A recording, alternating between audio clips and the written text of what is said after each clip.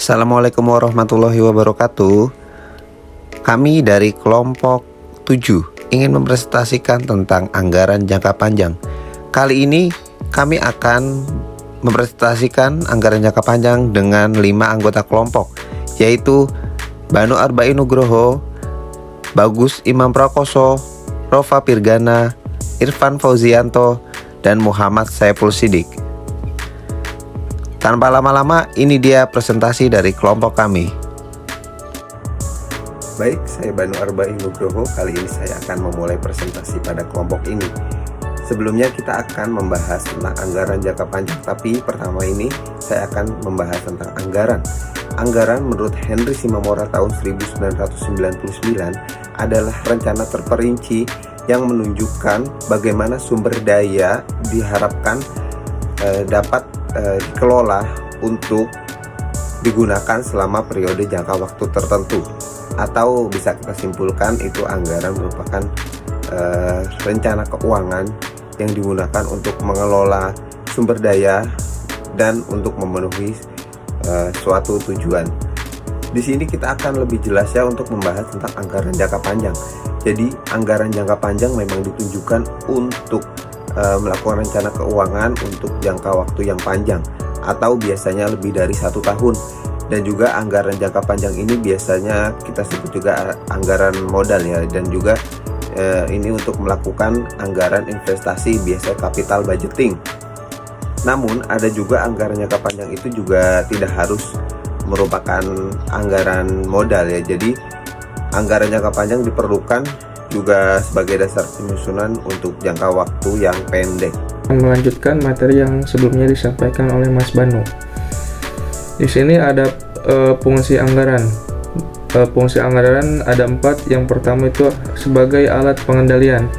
Maksudnya anggaran berfungsi sebagai instrumen yang dapat mengendalikan terjadinya pemborosan pengeluaran. Berdasarkan anggaran yang diusulkan, setiap entitas menyajikan rencana detail tentang penerimaan dan pengeluaran yang harus dipertanggungjawabkan kepada perusahaan. Yang kedua itu ada sebagai alat koordinasi dan komunikasi.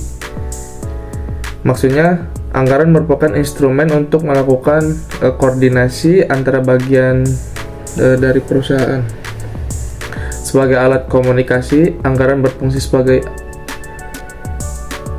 alat komunikasi untuk kerja agar bisa tumpang tindih. Lalu yang ketiga sebagai alat motivasi. Anggaran merupakan wujud komitmen dari pihak eksekutif sebagai pengguna anggaran kepada perusahaan sebagai pemberi wewenang. Kinerja pihak eksekutif sebagai manajer dinilai berdasarkan pencapaian target anggaran dan efisiensi pelanggan anggaran. Yang terakhir ada alat penilaian kinerja. Sebagai alat pemotivasi, anggaran sektor publik dapat memotivasi pihak eksekutif beserta stafnya untuk bekerja secara ekonomis, efektif, dan efisiensi dalam mencapai target untuk tujuan yang telah ditetapkan. Lalu di sini ada tujuan anggaran jangka panjang. Di sini ada 4 tujuan menurut Naparin tahun 2013. Yang pertama itu digunakan sebagai landasan yuridis formal dalam memilih sumber dan investasi dana. Lalu yang kedua itu mengadakan pembatasan jumlah dana yang dicari dan digunakan. Yang ketiga, merasionalkan sumber dan investasi dana agar mencapai hasil. Yang terakhir itu menyempurnakan rencana yang telah disusun karena dengan anggaran menjadi lebih jelas dan nyata terlihat. Oke. Di sini saya akan membacakan manfaat anggaran. Di sini manfaat anggaran menurut Nafarin tahun 2013, anggaran itu mempunyai manfaat antara lain yang pertama itu ada 1. Segala kegiatan dapat arah pada pencapaian serta tujuan bersama. Yang kedua di sini ada dapat dipergunakan sebagai alat untuk menilai kelebihan dan kekurangan pada pegawai. Yang ketiga ini dapat memotivasi pegawai. Yang keempat menimbulkan rasa tanggung jawab pada pegawai. Yang kelima menghindari pemborosan serta pembayaran yang kurang perlu. Dan yang terakhir di sini ada sumber daya seperti tenaga kerja, peralatan, dan dana yang dapat dimanfaatkan seefisien mungkin. Jadi inti dari kesimpulan poin-poin yang tadi saya bacakan yaitu bahwa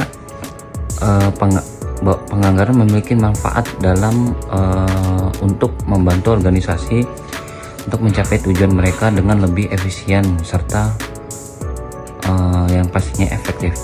Dengan mengalokasikan sumber daya seperti tenaga kerja, peralatan, dan dana, anggaran memastikan bahwa sumber daya tersebut digunakan dengan bijak dan tidak ada pemborosan.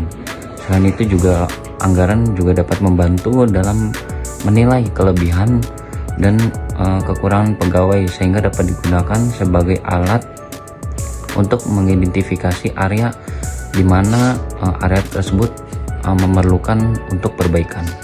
Anggaran juga dapat memotivasi pegawai dengan memberikan mereka rasa tanggung jawab dan memungkinkan mereka untuk berpartisipasi dalam proses pengambilan keputusan. Di sini ada 8 yang akan dibahas. Yang pertama ada analisis lingkungan, yang kedua ada penetapan tujuan, yang ketiga ada proyeksi keuangan, yang keempat ada pengembangan rencana aksi, kemudian yang kelima ada penyusunan anggaran, yang keenam ada simulasi dan penyesuaian, yang ketujuh ada persetujuan dan implementasi, dan yang ke-8 ada pemantauan dan evaluasi. Yang pertama akan saya jelaskan mengenai analisis lingkungan. Proses analisis lingkungan meliputi 2 faktor. Yang pertama ada evaluasi eksternal. Di sini menilai kondisi pasar, tren industri, dan faktor eksternal yang dapat mempengaruhi bisnis. Kemudian ada evaluasi internal, menilai kekuatan dan kelemahan perusahaan termasuk analisis SWOT. Kemudian ada proyeksi keuangan. Proses proyeksi keuangan meliputi yang pertama ada pendapatan. Jadi di sini membuat proyeksi pendapatan berdasarkan tren bisnis, berdasarkan tren historis, analisis pasar, dan rencana bisnis. Yang kedua ada biaya. Biaya merupakan mengidentifikasi dan memproyeksikan biaya operasional, biaya tetap, dan biaya variabel. Kemudian ada investasi. Jadi mengalokasikan anggaran untuk investasi dalam aset tetap, pembangunan produk, teknologi, dan lain-lain. Kemudian ada penyusunan anggaran. Proses penyusunan anggaran meliputi anggaran pendapatan, anggaran biaya, anggaran investasi. Anggaran pendapatan maksudnya menyusun anggaran berdasarkan proyeksi pendapatan. Kemudian anggaran biaya, menyusun anggaran yang semua jenis biaya operasional dan non-operasional. Kemudian ada anggaran investasi, menyusun anggaran untuk semua investasi yang direncanakan. Ada persetujuan dan implementasi. Proses persetujuan dan implementasi meliputi pertama ada persetujuan manajemen, yang kedua ada implementasi. Persetujuan manajemen merupakan memastikan anggaran jangka panjang disetujui oleh manajemen atau dewan direksi. Kemudian ada implementasi, melaksanakan rencana sesuai dengan anggaran yang telah disusun dan disetujui. Adapun contoh penyusunan anggaran jangka panjang seperti tahun, pendapatan, biaya, dan investasi dan laba bersih. Contoh seperti 2024, pendapatan 500 juta, biayanya 300 juta, dan investasinya 500 juta. Laba bersihnya 150 juta. Kesimpulan dari semua ini adalah anggaran jangka panjang membantu perusahaan merencanakan menggunakan sumber daya yang lebih baik, mengolah risiko, dan mencapai tujuan jangka panjang seperti pertumbuhan atau ekspansi pasar. Mungkin sekian dari presentasi kami dari kelompok 7. Bila banyak kesalahan atau ini mohon maaf, atau ini wabillahi taufiq wal hidayah. Wassalamualaikum warahmatullahi wabarakatuh.